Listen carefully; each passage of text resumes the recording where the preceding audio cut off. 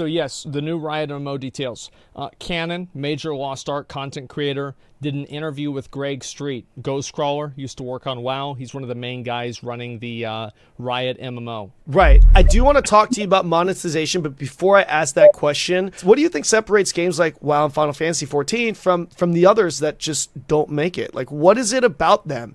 I mean, is it just the budget? Is it the creative design that's behind it? Is it the team that's running it? I mean, it could be multiple things, but it's probably all of the above. You know, there's plenty of good ideas, and there's plenty of, I'm sure every MMO that comes out, it's like, hey, we feel like we can do this better. And I love the fact that when we talked earlier, you're talking about, hey, I think one of the things that Riot does very well is they look at games like Dota and think, hey, maybe we could do this better by doing this and this, and they've just had they've had solid success with that. Wait a second, is the volume good or not? I'm sure that's the mindset with a lot of MMO developers, but they still just don't make it. Like, I would love to hear your thoughts on that. Yeah, I think you're right that budget is part of it. Like, again, thinking of rating, it's a spectacle. And in Final Fantasy, when a boss comes down and like maybe the guitar kicks in or something, like they don't mind making like custom music for boss fights and stuff like that. Like, it is something amazing to see. That's one of the best things you about can make it. a really, really fun encounter that's pretty much just like a big ogre dude hitting you, but it's just not the same epic scale. It's not the sense of like,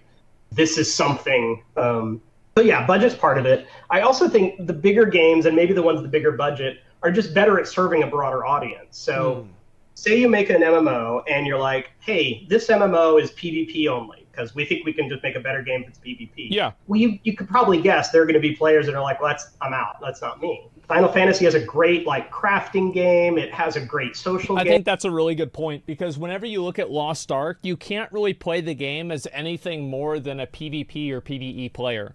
Like, one thing that Final Fantasy and WoW do really well is they give people ways to play the game that are not just PvP or PvE.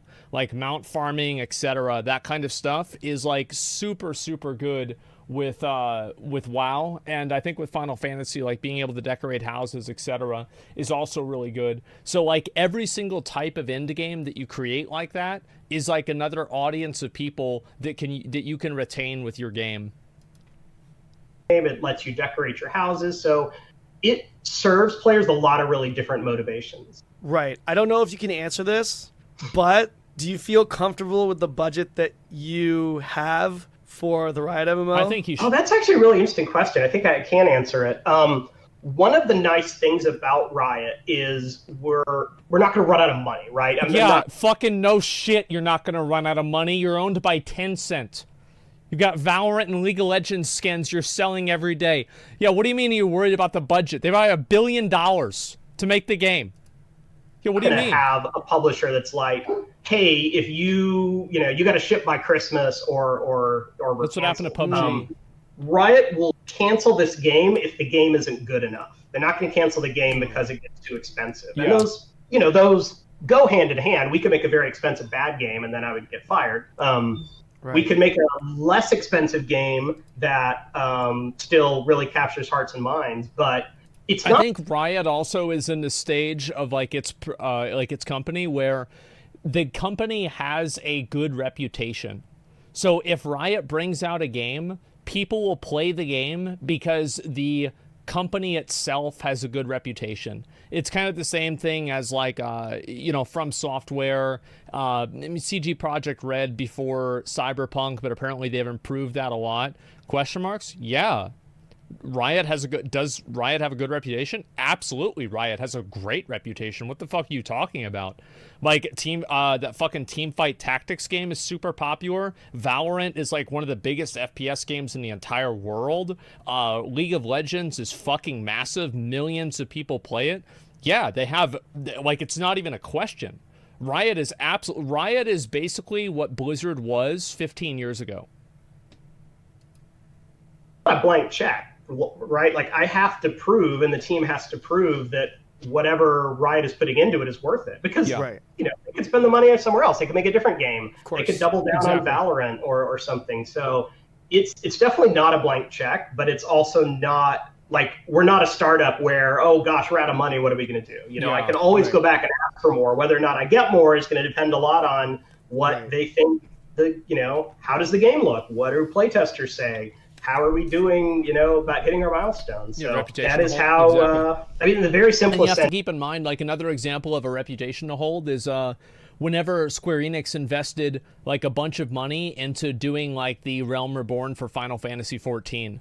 And the reason for that is, like they said, or at least, like, Yoshi P said this in the that documentary, is that, like, this is a numbered Final Fantasy game.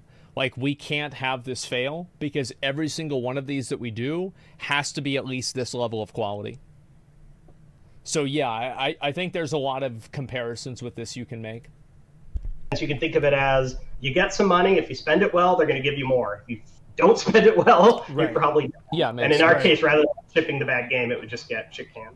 That's awesome. But I think that distinction, I think, is massive. Not only from your perspective, but especially from the consumer's perspective. Like, just knowing that, hey, this MMO that's coming out, it's like, money isn't the issue. They'll cancel it if it's not good. So, like, even that, like, just that notion, it's like, if this MMO were to be canceled, I would be devastated. I'd be really disappointed. I think everyone in the MMO world the MMO community would be pretty devastated that it got canceled.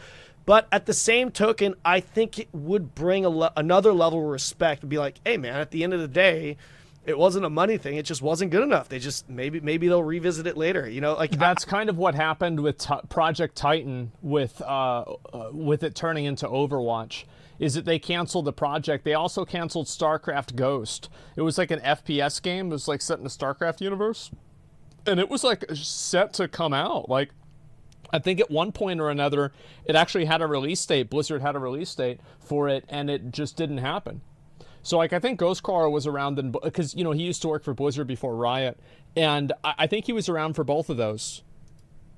I would have a lot of respect for a company that would cancel a game because of that, rather than the actual money that's going into it. That's really, Yeah, I completely agree. The disappointment from players, and I understand there'd be disappointment. I'd be disappointed. But that's coming from, I had such high hopes for this game, and I'm disappointed that it didn't get there. And they don't want a bad game. They don't want us to ship the game no matter what. They want a good game, and that's absolutely. If we can't deliver a good game, what are we doing? Absolutely. So one of the things that the game does need to do is it needs to generate revenue. Okay, so I'd love to get your thoughts on the differences from your perspective as the guy that needs to generate the revenue. Love to hear your thoughts on a sub-based model versus a free-to-play model. The truth is they're both viable. What you generally get in a sub-based model is... I think that a free-to-play model is a lot more viable, and it has, like... The unfortunate reality is that Riot also wants to design a game that a lot of people are going to play. Riot, like Valorant and League of Legends are both free-to-play. I am expecting the Riot MMO to also be free-to-play. And the reason why is because it's just... The problem with a lot of games is barrier to entry. And barrier to entry with World of Warcraft is quite high. Barrier to entry with, let's say, like PUBG, right? PUBG is not as popular as Fortnite. You want to know why? Because you don't have to buy Fortnite. Like, and that actually, I think now PUBG's free, but back in the day, like, Fortnite overtook it massively because it was fucking free. Like, making a game free removes the amount of money that you have to invest into the game. And the truth is, like, nowadays games, like, there's so many games that come out that are dog shit. People don't want to buy a game without already having played it and, like, knowing a lot about it. So that means a lot of people aren't going to want to spend money on a game. It has to be fewer players because fewer players can afford it, but exactly. are a very steady revenue stream. So you might say, I would rather 1 million players who pay me $15 a month regularly than 5 million players who sometimes pay and sometimes don't. That's just, that's just the economics. Depends on how much sometimes. Generally, if you want to go free to play, it's because you think you can have a lot of players and you'll be okay even if they don't individually spend a lot of money. You'll have a lot of players who spend nothing. You'll have some. It's fair to also keep in mind that almost every single game that's gone free to play and used the microtransaction model instead has reported increased revenue. Like, almost all of these games that stopped going, like, buy to play and they went free to play with microtransactions and, like, loot box shit, they all have made a lot more money. So it's like this weird fucking like paradox where if you don't make people pay for the game, then they'll give you more money for it. Players you spend more, but on average, you're assuming they're not going to pay that much, and you make up for it with size. And you see that in a lot of mobile games, not just mobile MMOs, but mobile games in general. Assume that they don't have very long a lifespan, so they need to like make money right away. You know, big audience right away, because then people are gonna drop them and move on to the next thing. Yeah, it's also interesting that in China, a little less so Korea, but still more so I think than in the West, the notion of pay for power is not as, you know, it's almost repulsive to a lot of Western players, because they're like, it comes to them as like, well, that's not fair. Like, why should that person have better gear than me when they just spent money on it? Right. I think that's becoming less true, by the way. And I think that, again, like, Western audiences are becoming conditioned more to be okay with pay to win. I think that obviously the reason why is that a lot of people that used to be against pay to win, they now got older and now they can pay to win, where a lot of the people that didn't like pay to win couldn't afford to pay to win.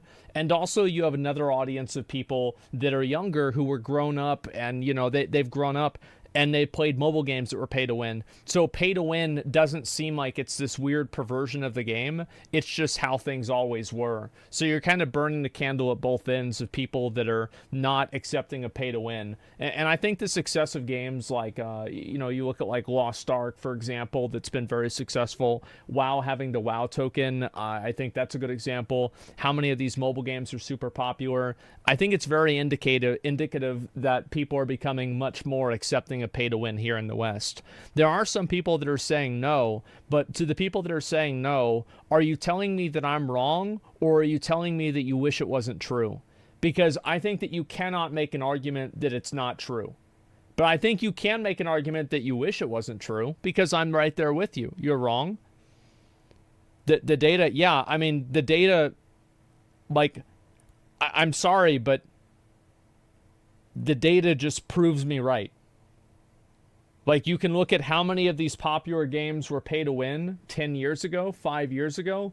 Look at them now. Look at how the audiences have changed. Look at the sentiments in the different games. Look at the reasons and the ways that people try to make excuses for pay to win. It has absolutely changed. If you don't think it's changed, good for you. But that doesn't mean that you're right. At least to a Chinese mindset, sometimes they're thinking, well, I don't want to spend a lot of time grinding to get this item. Why can't I just pay you to get it right away and get to the good stuff? Maybe I just want to raid. What data? Okay, so if you guys want some data, yeah, sure. I think the first thing that you can probably look at is the amount of the gaming market. I don't want to go too far into this because I want to get back to the interview, etc. But let's go ahead and look at like just the overall market of video games and the market cap of gaming. If you look at the market cap of gaming, mobile games are becoming more and more popular. And at this point right now, mobile gaming is the most popular type of gaming in the entire world. And not only is it the most popular type of gaming in the entire world, but it is more popular than all other types of gaming put together.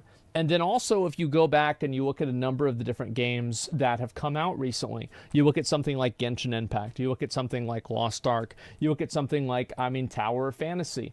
And for the people that would have not played this game maybe 5 years ago, I think that you see a lot more people taking chances with it. And also, whenever you have conversations about pay to win, I think that, and this is something that's a lot harder to quantify, because I think that you can make an argument that mobile gaming is synonymous with pay to win. And I think that in 90% of circumstances, you would be right. Also, I think that whenever you look at a lot of the discourse around pay to win, there are always going to be people that say, oh, well, I'll never play it, etc. But the problem with saying that you'll never play pay to win is that a lot of games have pay to win in an indirect way. So something like the WoW token, for example, or RuneScape bonds, where you can effectively buy gold with real money. So what that causes people to do is it makes those people seem like hypocrites, and it makes them seem like their positions are inconsistent. So people take it less seriously. And I think whenever a new game comes out, whether this is like on December, which does have apparently some pay to win elements to it, Lost Ark, Torchlight Infinite has some pay-to-win elements to it as well. The conversation has shifted in the gaming community from, is this game pay-to-win or not? And it's shifted from, is it pay-to-win or not, to how pay-to-win is it? And so I think that is a tremendous focus shift. That is a tremendous demographic shift. And I think this has happened. The main reason why it's happened is that some of these games that come out that are pay to win are good games. Like something like Genshin Impact is a good game. From everything that I've heard, Lost Ark is a good game. So the main reason why a lot of people weren't okay with pay to win games is actually one of the same reasons why they're not okay with blockchain games. People, I don't think, would have a problem if a game came out and it was blockchain and it was a good game. But the issue is that almost all of the blockchain games are garbage games. So that's what I think. That's the data that I'm using. And I'm looking at the popularity of games that are not pay to win versus games that are pay to win. And I don't really see there being a correlation between games that are not pay to win and their success anymore, in the same way that I would have seen 5 years ago or 10 years ago. And how you can look at that in a data measurement way is you can look at the top 10 games, the top 50 games, look at the top 50 games on the app website. How many of them are pay to win? How many games on PC are pay to win? How many different types of like other like subversive pay to win are there? Like, for example, you have like early starts, like Diablo 4 is going to have an early start. I would argue that that's 100% pay to win because it allows you to control a market for low level items as soon as the game comes out for most people.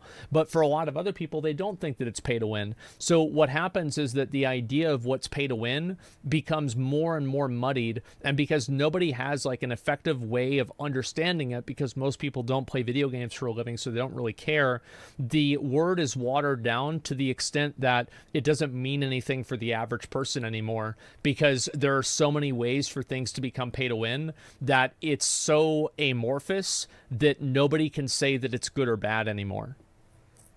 So that's why. Shifting goalpost tactic? Yeah, the goalposts have shifted. And again, you can just look and see like the popular games and everything like that. I would argue that most accounts of phone games are playing everything for free. You would be right. But I would also argue that the people that spend a lot of money spend more money than these PC games. So yeah, I mean, they make more money, period. Look, like Genshin Impact makes like $1 billion a month or a year or something like that. It's crazy. So yeah, people, I 100% think that it's changed in a tremendous way. And I think that it will continue to change because of the shifting demographics inside of gaming. They're thinking, well, I don't want to spend a lot of time grinding to get this item. Why can't I just pay you to get it right away and get to the good stuff? Maybe I just want to raid. Let me skip to the good stuff. Exactly. Particularly, this was more true in both Korea and China when... And this is a big problem because whenever you have pay to skip, what you do is you provide a profit incentive for the developer to make things inconvenient. A lot of gamers had to play it at PC bongs or PC cafes because then they're literally paying for the hour. Right. So rather than paying per hour to get 100 hours to get a sword, let me just buy the sword and skip all that stuff. So right. Yeah, and the way that happens is itemization of time. As soon as people see how much time they're wasting playing or not playing something, they change things based off of that. We're not going to do pay to win. We're not going to do pay to power. I'm pretty confident saying that. The business that's a big one. I'm not going to do pay to win, pay for power. I do believe Ghostcrawler. The reason why I believe him is that Valorant and League of Legends are really not pay to win or pay for power, aside from buying champions in League of Legends. So you could make that argument, but again, that's more muddying the waters. So yeah, I think that you have every reason to believe them with this. I probably said that, or a lot of players that say that. It's just not Riot's style. Right. We really they don't want players to feel like they're welcome back in the game at any time. And yeah, if life is rough right now and you're between jobs or you just can't, you can't pay for the subscription, I'd rather them not churn out rather than be able to keep playing. So exactly, yeah. He's just one person though. The decision comes down. He has to follow, even if it's last minute. So one thing you need to know is that with a lot of these big companies, like whether it's Blizzard or Riot, etc., is that anybody who actually goes out and talks to the media has to get like trained by the PR team that works at that company in order to speak on behalf of the company. So everything that he's probably saying in this interview were things that he had already approved with everybody else on the team. So it's not like this is just one guy coming out shooting from the hip. This guy is coming out as a representative of the company that the company has okayed this interview for. This isn't just like, you know, like Steven calling me on the way to Las Vegas 2 years ago about Ashes of Creation. This is not the same thing. So yeah, keep that in mind.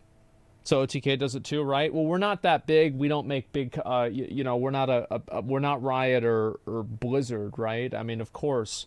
But yeah, if we're saying something, I think actually OTK is a good example of this, I would say. If you guys have never noticed, I don't really talk a lot about like any inner workings of Starforge. I never talk about it. I never talk about like how much money we've made, if like there's any problems, anything going well, any shipment concerns. I've never said anything about that. And you'll never get anything about that out of me because I don't say that, because that's, you know, that's for the company to say and not me.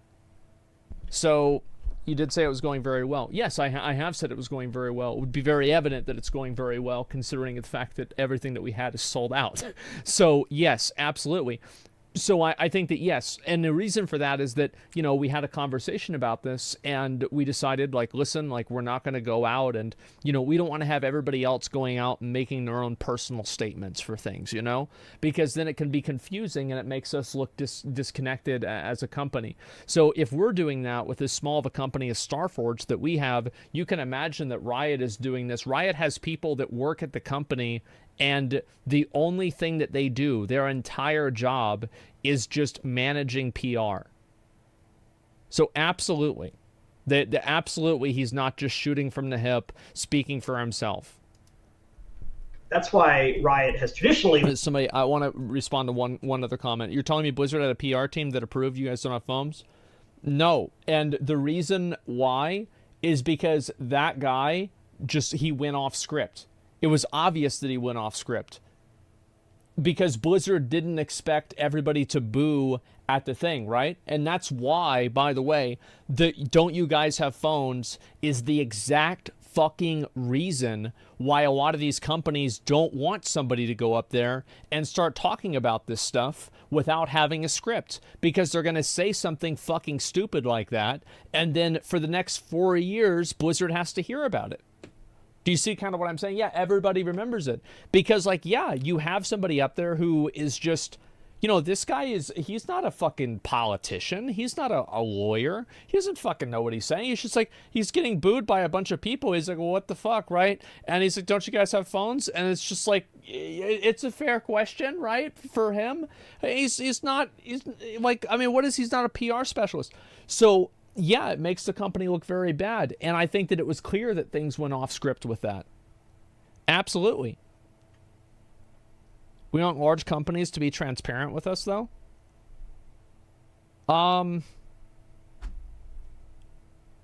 Okay. Well, they're never going to be transparent with you. So that, you can just, all right, so that, just put that in the garbage. It's just not going to happen. Because being transparent with you have to keep in mind, being transparent with you also means that they're being transparent with their competitors, which is something they don't want to do. Yeah, so like it's nice that you want that, but it's just not going to happen, and no company is going to do that. Liked free to play with purely cosmetic purchases, but again, is that enough though? Because an MMO, again, I'm very ignorant this to is the a very game good development. By the way, big dick question by Canon here, of him saying and actually asking Ghostcrawler straight up, is it like, you know, be real with me, man, is it actually going to be enough?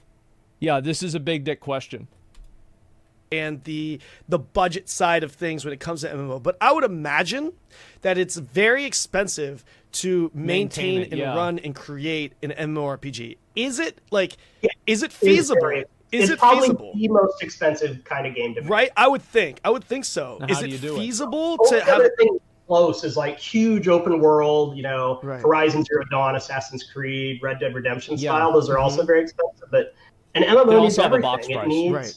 matchmaking. It needs a chat system. It needs, a gear system. It just every system You need to hire customer support, like GMs and shit. you can imagine.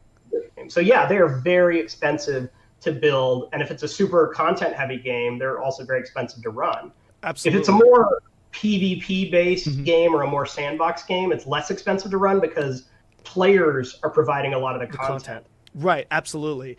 Is it feasible for a large-scale MMO, like a big budget MMO, to sustain with a free-to-play model that just monetizes off of cosmetics? Honestly, because like for me, I'm thinking like no. Like for me, like technically, theoretically. The fact is that, and this is something that Ghostcrawler probably won't say, but if the Riot MMO is doing extremely well, Riot will run the MMO, would be willing to run the MMO at a loss. And the reason for that is because of market share. So, for example, a lot of companies already have a massive market share, but they spend a lot of money in order to maintain that market share. So even if the game is not doing very well financially, if it's like killing all the other games in the genre, and it's very good in the genre, they're going to keep pumping money into it because maybe they can make money with it in the future in some way that, like they're not really sure how it's going to happen yet. And also it is effective advertising for the quality of the company. I think a good example of this is that YouTube was operating at a loss for, I think, over 10 years until Google actually started making money for it. But what did Google really buy? Google bought market share of the biggest video sharing website in the entire world by it's like 95% of people use YouTube or something like that. So yes, I think that absolutely, even inside of the game being a loss, Riot will still support it to an extent, right? I'm not saying that it's a big difference between losing $5 million a year and $500 million a year, but I think that if it's not something that's like a massive disparity, they will probably keep managing it for market share reasons. Theoretically, yes. Obviously, if everyone is buying these costumes and stuff, sure. I know for a fact it would be. But, like, honestly, like, realistically, I feel like the answer to that is no. What would you say? No, we've done the math, and I think there is a world that works out. Like, really? You can have enough players. I think that Ghostcrawler is saying that I feel like they've clearly done the math because they have two of the biggest examples in the world with League of Legends and with Valorant. It's not like this is, we're going to go and try this cool new thing and we don't really know what we're doing. They've already done this before. Who are willing to pay enough on cosmetics to fund a really big game. Really? Like how often would you expect, in order for that to work, how often would you expect to have to... Just a second, there's a roach on my table. I got to snip him. Like release new cosmetics, because obviously you can't release one new cosmetic a year to be able to, right? Like no one's gonna. Yeah, you have to bring them out all the time. And I also know from experience that players resent when they feel like you're spending too much development effort on cosmetics. Like, I mean, like, because he was there in WoW whenever this happened. Absolutely, yeah, he was there in WoW. Like, people were fucking furious about that, and like people are getting mad about that with Overwatch now too. Look at League of Legends, for example. If we stopped making champions and just kept making skins, at some point players are like, well, this kind of sucks. You're only focused on the money-making side. Right. Of the game. So you need to do both. You need to make sure the game balance is good. You need to update everything that you can in order for players to feel good about it. So, again, we don't even know for sure exactly what our business model is going to be, but I've done the math enough to convince myself that if we said, can you launch a game with just cosmetics? Probably you can. Okay, interesting. It's important to keep in mind that he said that they're not set in stone with this. So it doesn't mean they haven't ruled out pay to win, and it doesn't mean that they haven't ruled out subscriptions. It seems like that's not what they're going to do, and I think the best guess would be that it's going to be free to play with a lot of skins, because that's what their other games are. But, you know, this is not a promise. Pay to win seems unlikely. Yes, it seems unlikely. So obviously, you just stated, as far as the Riot MMO goes, there's no confirmation. There's none of that. But for you personally, what do you, as a gamer, what do you personally prefer? Do you personally prefer to play a sub-to-play game or a free-to-play game that has cash out? That's a great question.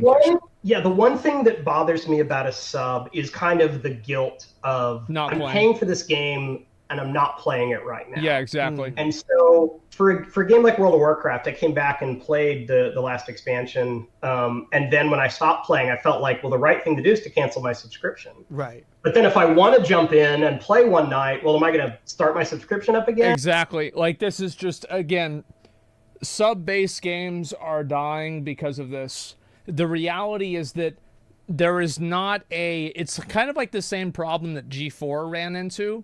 Because, like, whenever G4 was originally popular, it was, like, the only kid on the block, right? It was like, that's it. If you wanted to watch video game stuff, you watch G4. Now, there's a million other fucking video game things to do. So G4 isn't special in that way.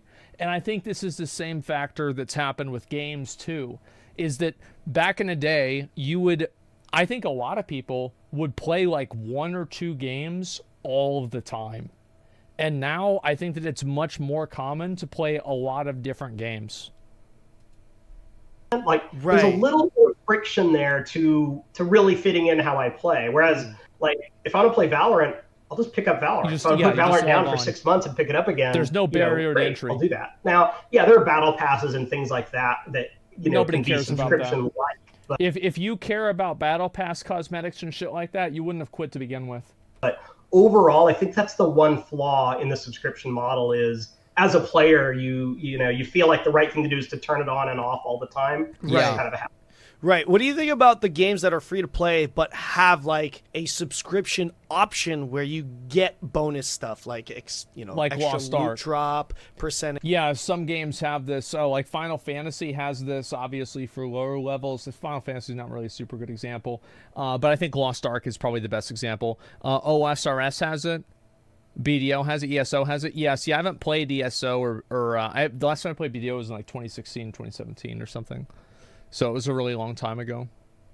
But I know Lost Ark has it. Extra experience, a lot of games do that. Like BDO does it, even Lost Ark does it to a certain extent. What do you think about that model? I think as a player, I think that's pretty cool because it gives you the option to kind of pay how you want. If you're like, yeah, I agree with that. I think that the Crystalline Aura is a better version of a subscription than WoW. I just think it's a better version of a subscription. Like, hey, I'm not ready to commit money to this game, awesome. But if you're like, no, I'm in, I know I'm going to... Exactly. Like, it's the same thing as PoE. Is it like you can play all of the acts of PoE without spending any money with relatively little friction. But if you're going to go into maps and you're going to do a lot of stuff, you're probably going to want to buy a few stash tabs. And if you've already gotten, let's be honest, guys, if it's your first time playing through the campaign, 20 or 30 hours out of a game, and it asks you to buy a couple of microtransactions that are one time only with PoE, this is absolutely reasonable. 100%. Spend lots and lots of hours in this game. I don't mind, spending a little more for a better experience. Mm-hmm. I think that's pretty cool. It is, again, like I said before, with the pay for power, it's a slippery slope, and you can easily turn off players right. if you're too heavy-handed with that. I'm really excited to watch this. I definitely am. This is video that Canon did. I guess it came out maybe a couple of days ago, and I would absolutely fucking say if you guys like Lost Ark, this guy is a huge fucking resource for Lost Ark. We've watched a lot of his content before. He is great. Canon is amazing. Make sure to give him a like, give him a sub if you like the content. Abso-fucking-lutely, man. AOC gathering video? Yeah, for sure I'll do that. Just give me a second. Played PoE 2 years, spent $150, no regrets, had fun. Yeah, spend 2 years playing a game, want to spend $150 on it. Whenever you think about entertainment value for things, I think that's pretty fucking good. So yeah, And it's not cool you're creating a problem, selling a sub to fix it. Well, the truth is that it's also not cool for people to think that they should be able to play the game without having to spend any money. So I think both of these things are simultaneously true. So it's like, yes, it's not cool that, you know, some of these things you don't get unless you spend money.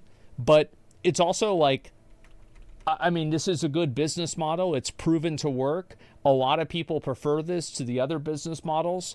And the reality is that a lot of people are going to say, it's not cool for me to have to spend any money. I don't want to have to spend any money. Well, that's not realistic. We can't fucking do that. So you've got to think of something else instead.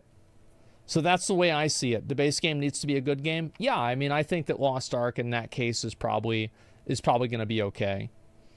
Yeah, everything's gauged upon how the content's being delivered. Exactly. That's why people are more okay with store mounts in Final Fantasy than they are in WoW.